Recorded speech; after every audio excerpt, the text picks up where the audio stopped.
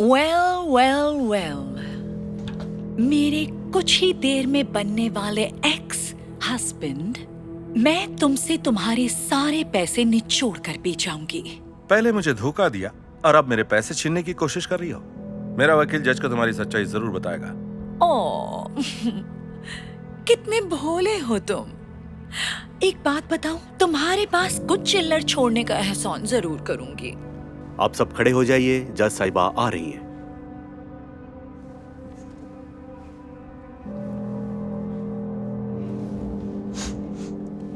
अभी आप बैठ सकते हैं। हम यहाँ तलाक की सेटलमेंट के लिए आए हैं। तो जनाब, पहले आप बताइए। योर ऑनर, इसने सिर्फ पैसों के लिए शादी की थी। शादी के बाद से ही ये मुझे धोखा दे रही थी। नहीं, ये झूठ है। मैंने कभी बेवफाई नहीं की और इस शादी के लिए जो कुछ था सब गवा दिया। नहीं, ये झूठ बोल रही है। ये पहले भी ऐसा कर चुकी है। योर ऑनर, सच तो ये है, इसने मेरा दिल और शादी दोनों तोड़े हैं। इसलिए मुझे लगता है योर ऑनर, इसके पास जो कुछ है वो सब मुझे मिलना चाहिए। इसे फूटी कौड़ी भी नहीं मिलना चाहिए। शांत हो जाइए, चुप हो जाइए। ये पहले भी ऐसा कर चुकी हैं, इस बात का कोई सबूत है आपके पास? जी हाँ, सबूत मेरे वकील के पास है। वो यहाँ बस आते ही होंगे। देखिए, अगर वो नहीं आए और आपके पास भी सबूत नहीं है तो मैं आपकी पत्नी के हक में ही फैसला लूंगी।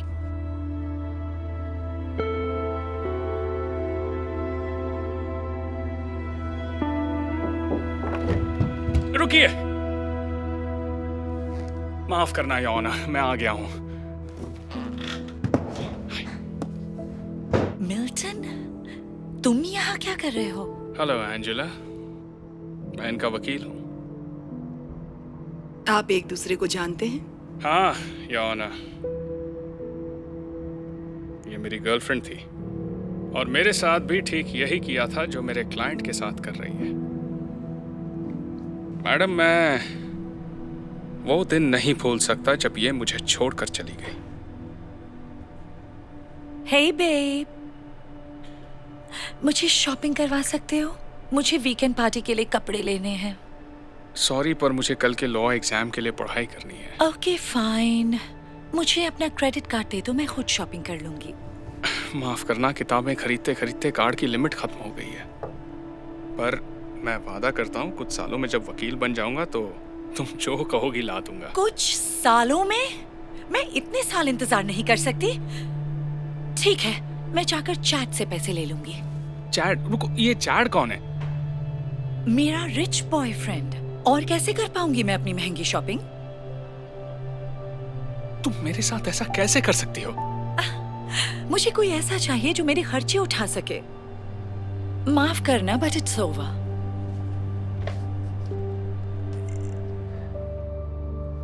तो जिस तरह इसने मुझे धोखा दिया, उसी तरह मेरे क्लाइंट को भी दे रही है। मैंने एक जासूस को भी इसके पीछे लगाया था, जिसने ये सबूत ला कर दिए। ये तस्वीरें साफ साफ दिखाती हैं कि ये मेरे क्लाइंट के साथ चीटिंग कर रही है।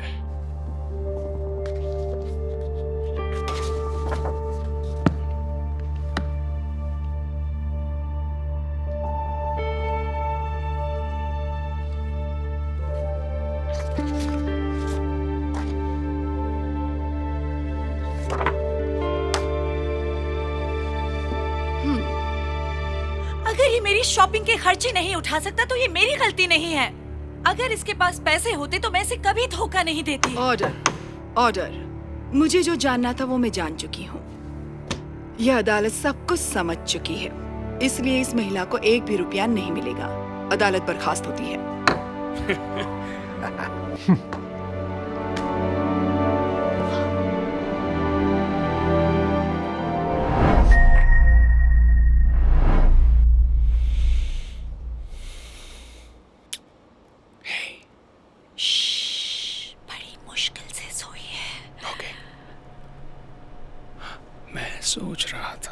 कि ये सो रही है तो क्यों ना हम आई एम सॉरी मार्कस, मैं थक गई हूँ, अभी मूड नहीं है। आखिर बात क्या है रेचल? तुम कभी मूड में नहीं रहती। तुम्हें बस बच्चे की पड़ी है, तुम मुझे तो भूल ही गई हो। क्यों? सही कह रहा हूं ना मैं? प्लीज ऐसा मत बोलो, आई लव यू। बस मुझे अपने बारे में सोचकर बहुत बुरा लगता है। ऐसी फालतू की चीजें ठूसना बंद करोगी तो शायद थोड़ा अच्छा लगेगा।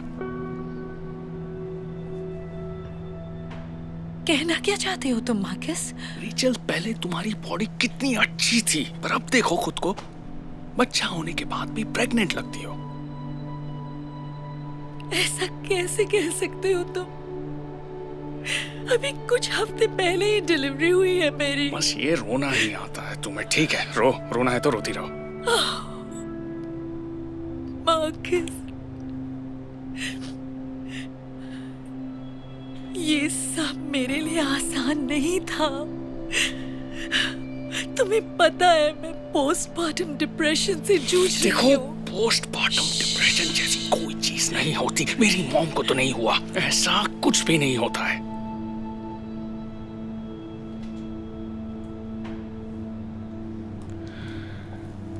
मुझे अब ये और नहीं झेलना है। मैं अपनी मॉम के घर जा रहा हूँ।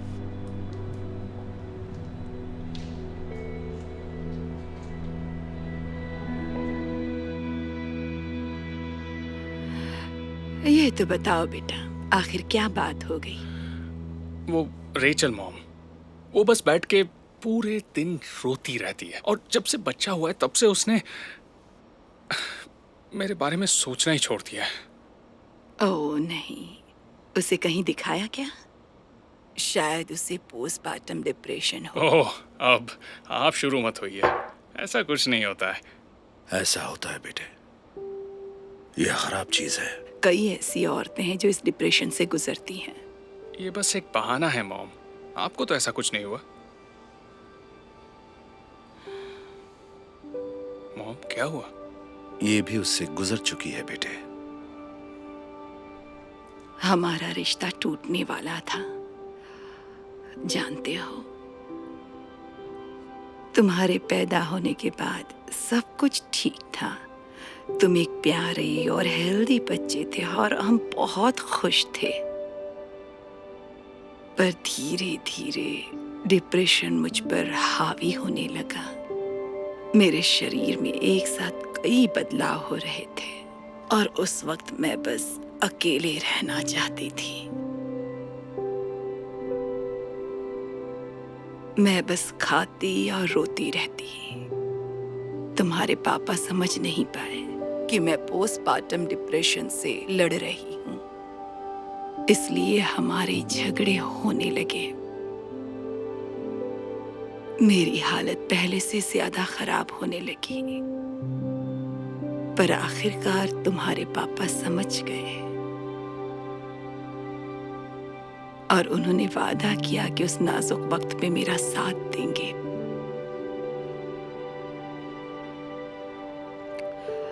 अब समझे बेटा, पोस्टमार्टम डिप्रेशन वाकई होता है।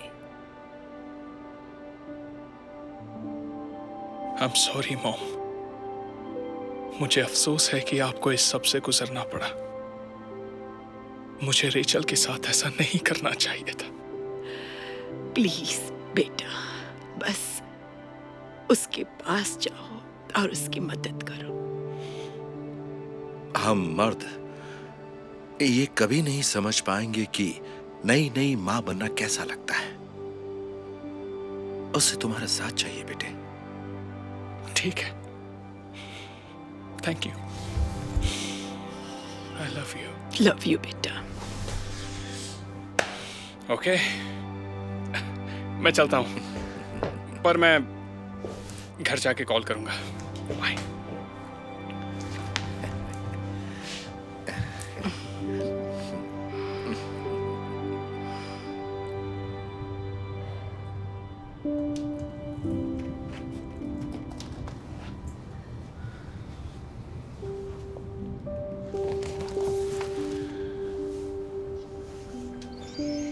क्या हम बात कर सकते हैं? पता नहीं मैं अब कितना साथ दे पाऊंगी मार्कस। हम तो बस लड़ते रहते हैं। जानता हूं। सुनो, मैं यहां तुमसे माफी मांगने आया हूं। मैं समझ गया हूं कि तुम इस वक्त किस चीज से गुजर रही हो, और सच में मैंने तुम्हारे साथ बहुत बुरा सलूक किया। क्या तुम सच कह रहे हो? हाँ बिल्कुल, और आज के बाद मैं तुम्हें कभी शिकायत का मौका नहीं दूंगा। आई प्रॉमिस, मैं हमेशा तुम्हारा साथ दूंगा।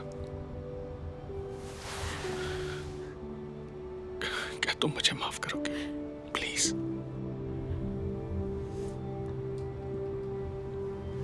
हाँ बिल्कुल।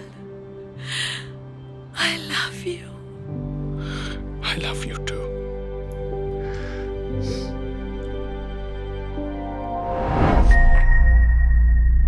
बहुत अच्छी लग रही हो। हे हनी, अपने बर्थडे पर भी इतनी देर तक काम कर रहे हो तो मैंने सोचा यही तुम्हारे। ब्रेंडा, ये कौन है? रिचर्ड, ये क्या चल रहा है? तुम्हें यहाँ नहीं आना चाहिए था ब्रेंडा। हम बाद में बात करते हैं, ओके? ये कौन है? मेरी पत्नी। पर उंगली में तो अंगूठी है ही नहीं।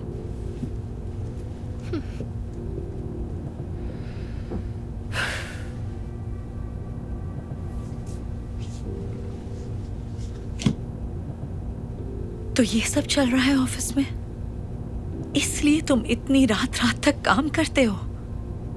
तुम ऐसा कैसे कर सकते हो शादी के इतने सालों बाद? देखो, मैं कहना नहीं चाहता, पर हर कामयाब आदमी ऐसे रिश्ते रखता है। सब ऐसा करते हैं। पर कामयाबी तुम्हें मेरी वजह से ही मिली है। क्या कहा? ये तुम क्या बोल रही हो?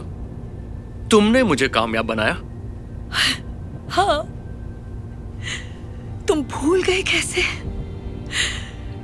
याद है जब तुम अपने बिजनेस की शुरुआत कर रहे थे, तब रात रात भर तुम्हारे साथ कौन जागता था? हे हनी, तुम्हारे लिए कॉफी लाई हूँ।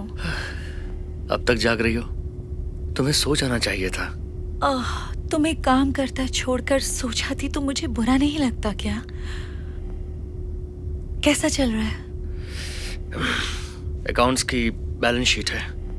पूरा दिन लग गया पर अभी तक मैच ही नहीं हुई। लाओ, मुझे देखने दो।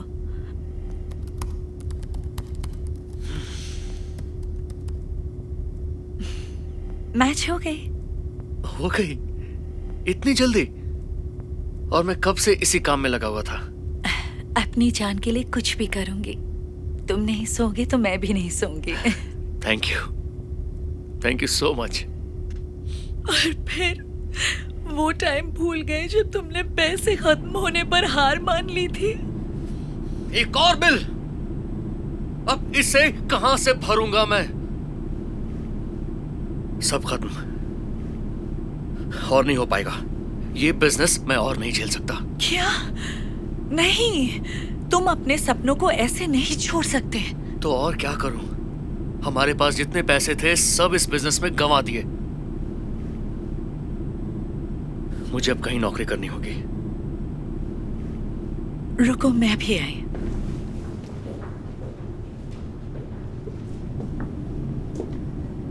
ये लो, ये तुम्हारे काम आएंगे। इतने पैसे? इतने पैसे तुम्हारे पास कहां से आए? मुझे पता था पैसे खत्म हो गए हैं, तो मैंने शादी की अंगूठी बेच दी। मुझे उसकी जरूरत नहीं है। तुम्हारा प्यार ही मेरे लिए काफी है। मैं कभी नहीं चाहूंगी तुम अपने सपने छोड़ दो। तुम्हारे सपने मेरे भी तो सपने हैं। इतना सब कुछ मेरे लिए? मैं ये सब कभी नहीं भूलूंगा। मैं तुमसे वादा करता हूं, जब सब कुछ ठीक हो जाएगा, तुम जो अंगूठी कहोगी मैं तुम्हें वो दिलवाऊंगा।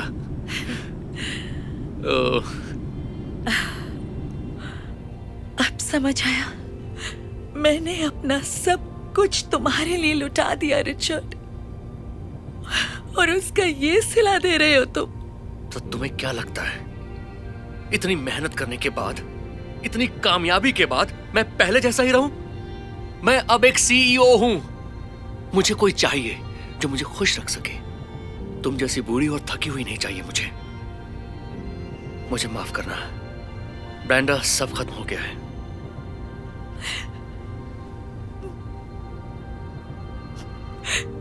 हैप्पी बर्थडे रिचर्ड, हमेशा खुश रहना। ब्रेंडा के जाने के बाद रिचर्ड फिर से अपने बिजनेस में खो गया, लेकिन बीवी के बिना उसे काम पर ध्यान देने और सही फैसले लेने के लिए समझाने वाला कोई नहीं था। रिचर्ड की नई गर्लफ्रेंड हमेशा उसके साथ शराब और पार्टी में डूबी रहना चाहती थी।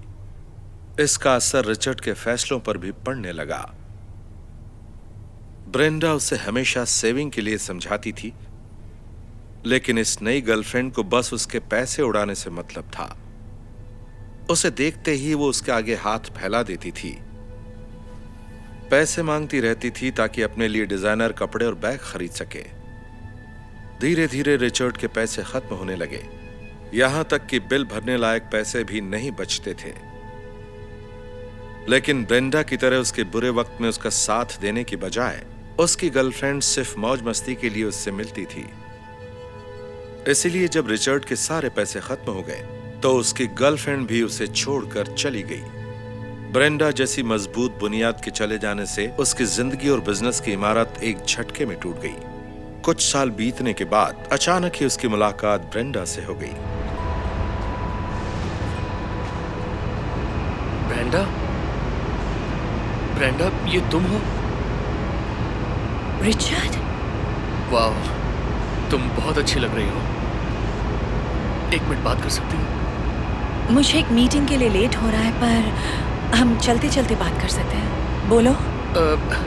देखो, जब से तुम मुझे छोड़कर गई हो, तुम्हारी बहुत याद आती है। क्या हम इस रिश्ते को एक और मौका नहीं दे सकते? तुम्हें क्या लगता है ब्रेंडा? पर मैं तो तुम्हें बहुत बूढ़ी और थकी हुई लगती थी ना। वो सेक्रेटरी कहाँ गई जो तुम्हें असली खुशी देती थी? वो चली गई। सच कहूं तो जब से तुम गई हो, मेरी जिंदगी और बिजनेस सब बर्बाद हो गया। ये तुम्हारी कार है? हाँ, अभी खरीदी है। जब तुमने मुझे धोखा दिया तो मैंने अपना बिजनेस शुरू किया और आज यहाँ तक पहुँच गई। ये तो बड़ी खुशी की बात है। तो क्या लगता है तुम्हें, क्या हम फिर एक हो सकते हैं? देखो, तुम्हारी बात मुझे अच्छी लगी, पर मुझे नहीं लगता अब कुछ हो पाएगा। ब्रेंडा, तुम कितनी बदल गई हो। वेल, इतनी मेहनत और कामयाबी के बाद बदलना तो लाजमी है ना? Good luck.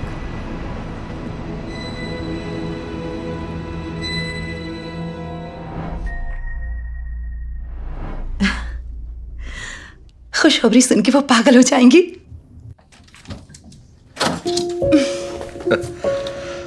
ओह, सॉरी डार्लिंग, मैं थोड़ा लेट हो गया। दरअसल मैं दोस्तों के साथ क्लब चला गया था। कोई बात नहीं, मेरे पास आपके लिए खुशखबरी है। कितनी बदबू आ रही है। कितना ड्रिंक करके आए हैं आप? मुझे पता नहीं, पर ज्यादा नहीं। तुम कुछ कह रही थी? अंदाजा लगाइए। अब बता भी दो ब्रेंडा, सर दर्द कर रहा है मेरा। अब ये पहेलियां बुझाना छोड़ दो तुम। पहले आप बैठ तो जाइए।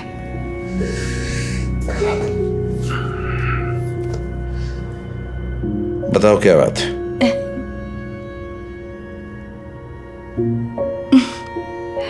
मैं प्रेग्नेंट हूँ। क्या?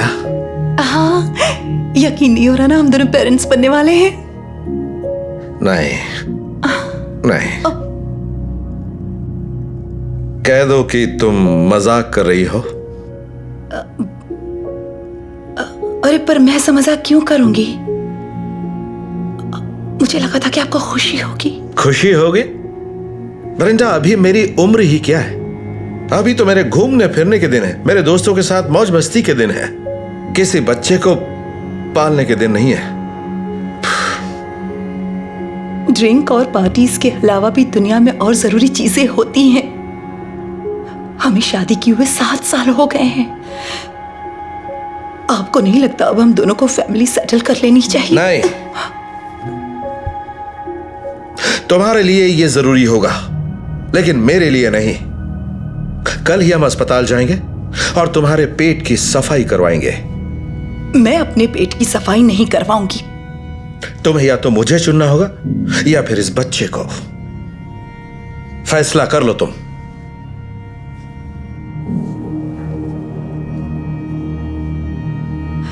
मैं ऐसा हरगिज नहीं करूंगी। तो ठीक है, मैं जा रहा हूं।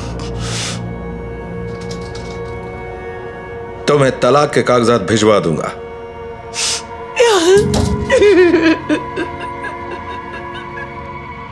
पत्नी टूट चुकी थी और उसके आंसू थम नहीं रहे थे, और पति अपने दोस्तों के साथ पार्टी कर रहा था।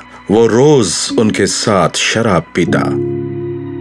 वक्त गुजरता गया और पत्नी ने हिम्मत जुटानी शुरू कर दी। प्रेगनेंसी ने उसमें गजब का आत्मविश्वास भर दिया। उसकी जिंदगी में चढ़ाव शुरू हुआ और पति की जिंदगी में उतार। उसके दोस्त अपने परिवारों में मसरूफ होने शुरू हो गए। एक एक करके सारे दोस्त चले गए और वो अकेला रह गया।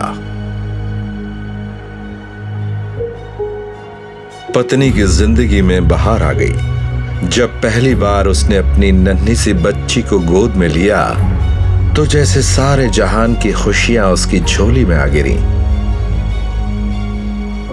1 साल बाद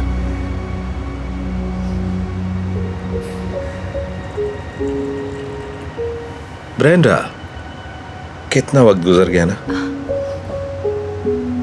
सोचा एक बार चल के तुम्हें देख लूं। हाय रोजर। ये हमारा बच्चा है ना? सच कहूं, मैं तुम्हें और बच्चे को कभी नहीं भूल पाया। मैं सोच रहा था क्या हम दोनों एक बार फिर से साथ हो सकते हैं? एक बात बताओ, तुम्हें तो पार्टीज और क्लब्स में रहना ही पसंद है ना? हाँ, लेकिन उन सब ने अपने परिवार को चुना और सेटल हो गए, और मैं अकेला रह गया। खैर छोड़ो ये सब। तो क्या ख्याल है? हे आनी, ये लो बोतल। Thank you. ये कौन है? ये रोजर है, मेरी एक्स हस्बैंड। मिलके अच्छा लगा।